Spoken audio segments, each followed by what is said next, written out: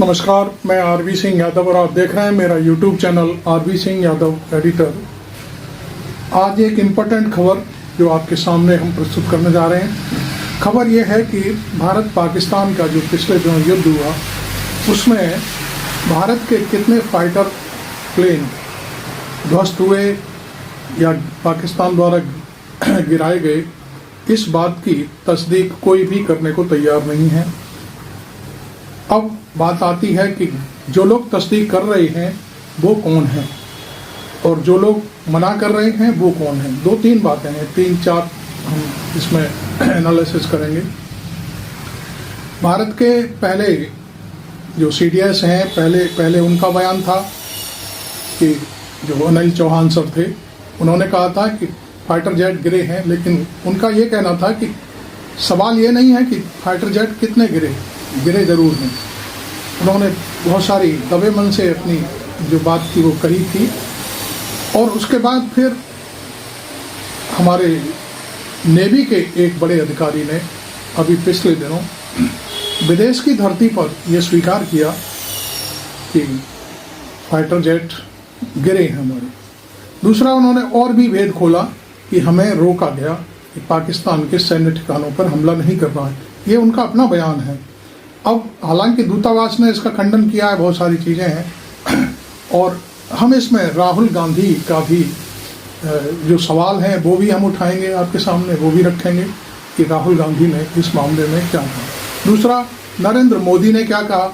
बतौर प्रधानमंत्री नरेंद्र मोदी ने कहा कि हमने खुली सेना को छूट दे दी है।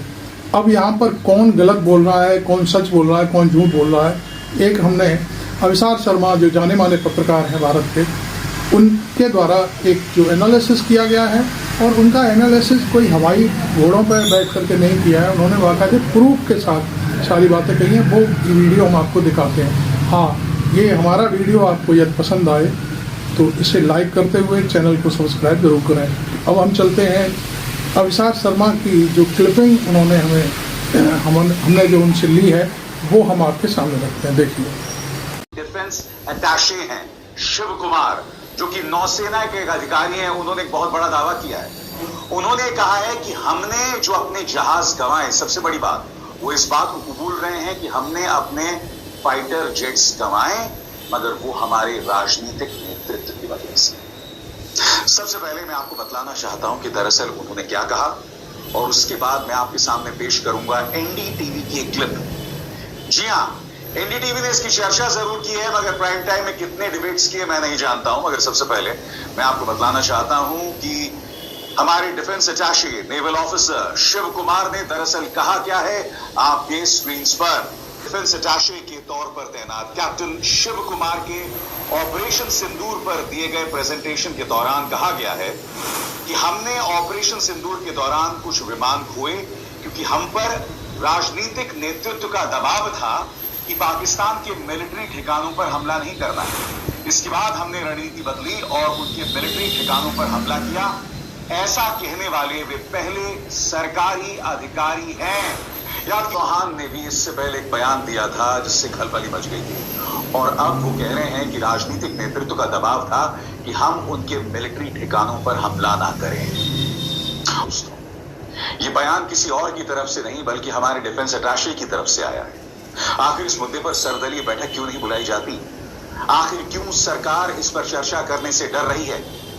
सबसे पहले मैं आपको बतलाना चाहता हूं, ये खबर NDTV में आई और NDTV ने इस पर क्या कहा, और न सिर्फ NDTV ने खबर दिखाई बल्कि naval officer captain Shiv Kumar क्या कह रहे हैं उनका बयान भी सुनाया, जो एक चर्चा के दौरान उन्होंने दुनिया के सामने रखी। सुना जाए।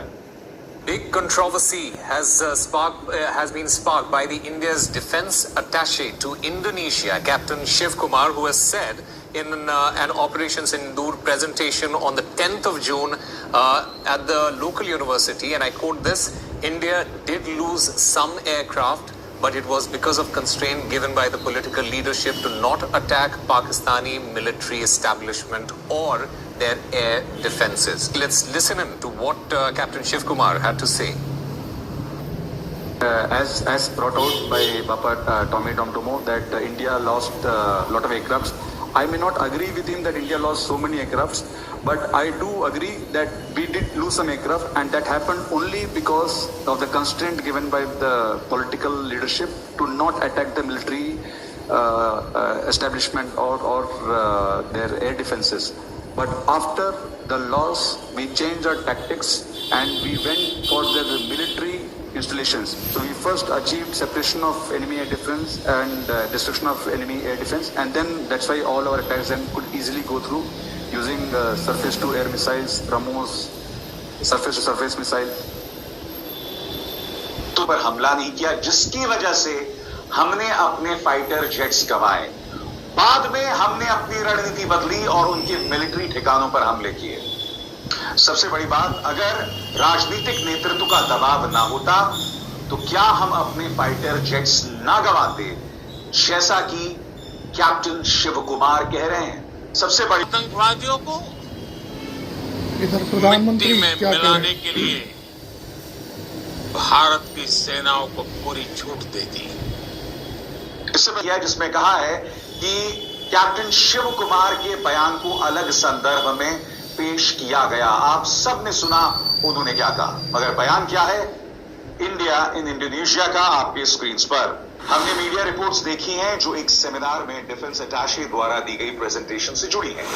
उनके बयान को संदर्भ से हटाकर पेश किया गया और मीडिया रिपोर्ट्स में उस प्रेजेंटेशन की मंशा और असली बात को गलत तरीके से दिखाया गया। प्रेजेंटेशन में यह बताया गया था कि भारतीय सशस्त्र बल नागरिक राजनीतिक नेतृत्व के तहत काम करता है, जो कि हमारे पड़ोसी देशों से अलग है। साथ ही यह भी साफ किया गया कि ऑपरेशन सिंदूर का मकसद आतंकी ढांचे को निशाना बनाना था और भारत की जवाबी कार्रवाई भड़काऊ या युद्ध को बढ़ाने वाली नहीं थी। ट्रंप ने एक इशारा किया, फोन उठाया, कहा मोदी जी क्या कर रहे हो?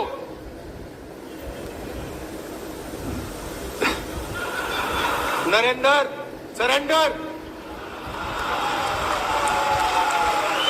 और जी हजूर करके नरेंद्र मोदी जी ने ट्रंप के इशारे का पालन किया। और फिर राहुल ये भी सवाल पूछ रहे हैं कि क्या जो जेट्स को नुकसान पहुंचा इस पर सरकार पारदर्शी क्यों नहीं? कहीं सरकारी नीतियों की वजह से ऐसा तो नहीं हुआ है? और जिस बात की पुष्टि कोई और नहीं, defence attache captain Shiv Kumar कर रहे हैं। सुनिए, हमारे जेट्स के ऊपर राहुल गांधी ने सवाल किया था और पूरा गोदी मीडिया उनके पीछे पड़ गया था, बताया गया था।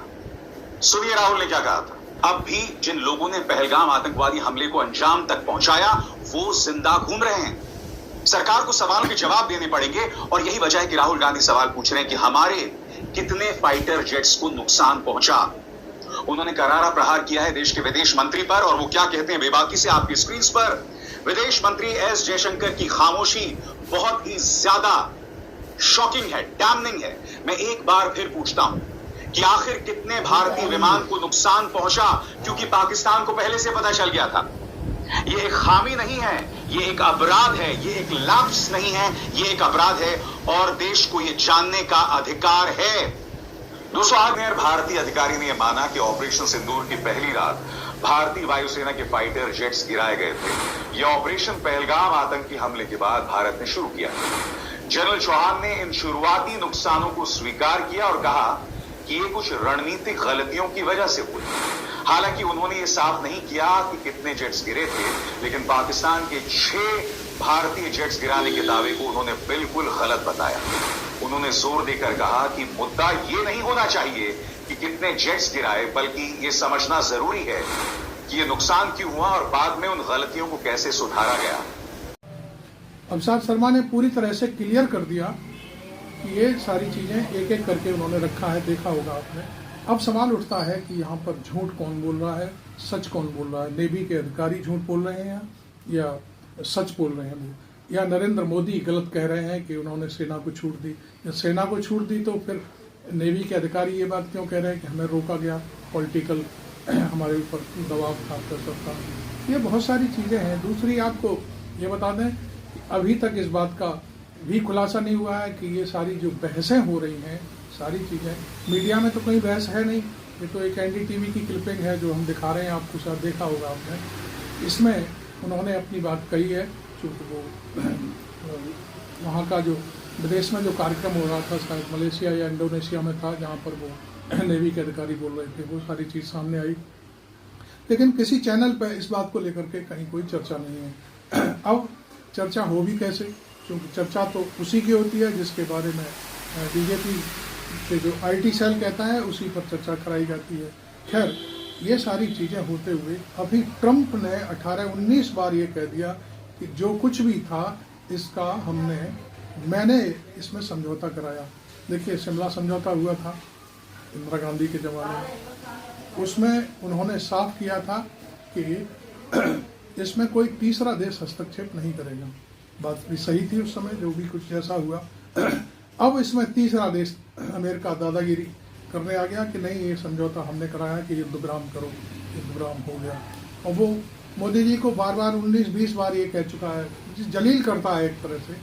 तो ये सारी चीज़ें थी जो हमने आपके सामने रखी, और हमारा भी कोई ऐसा मकसद नहीं है कि हम सरकार के बारे में कुछ कहें, लेकिन हम इतना ज़रूर कहेंगे कि मोदी जी को इन सारी चीज़ों का स्पष्टीकरण देने के लिए तत्काल भारत की जो संसद है उसमें सत्र बुलाया जाए, उसमें सारी बातें क्लियर कर लें।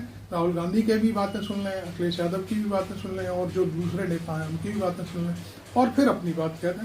तो इसमें बुराई क्या है? लेकिन यहाँ कुछ हठ योग जैसी बातें चलती हैं जो आप देखते ही होंगे, मनमानी होती है, किसी की कोई बात सुनी नहीं जाती। चिकने घड़े की तरह आप कितना भी पानी फैलाते रहिए, घड़े पर पानी नहीं जमेगा, सब नीचे पड़ जाएगा। खैर, वीडियो आपको ठीक लगा हो तो इसे लाइक करते हुए चैनल को सब्सक्राइब करें। Thank you very much. मैं आरबी सिंह यादव।